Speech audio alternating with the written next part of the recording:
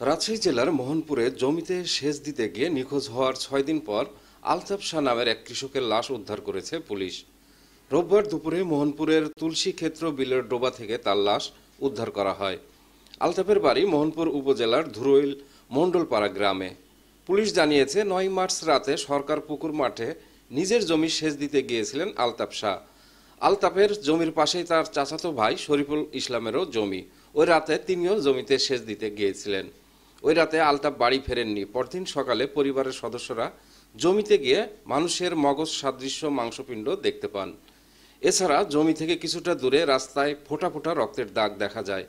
Police গিয়ে সেদিন মগজ সাদৃশ্য মাংসপিণ্ড উদ্ধার করে।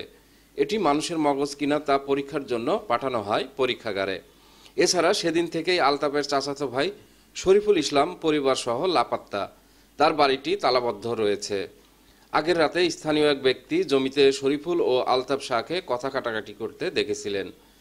মোহনপুর থানার ভারপ্রাপ্ত কর্মকর্তা আতর রহমান বলেন, রোববার বেলা ১১টার দিকে বিলের ডোবায় বিবস্ত্র অবস্থায় একটি লাশ পড়ে থাকার খবর পান তারা গিয়ে মাথা থেতলানো একটি লাশ পান। খবর পেয়ে নিখোঁজ কৃষক আলতাফের পরিবারের সদস্যরাও আসেন।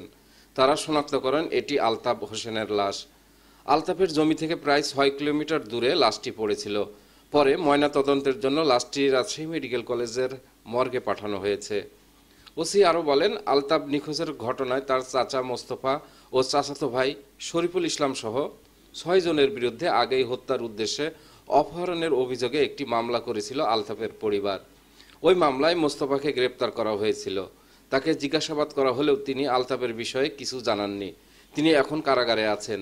তাকে রিমান্ডে নিয়ে জিজ্ঞাসাবাদ করা হবে। অন্য আসামিদেরও গ্রেপ্তারের চেষ্টা চলছে। সেলিম উদ্দিন, ডেস্ক রিপোর্ট, নবরূপ টিভি।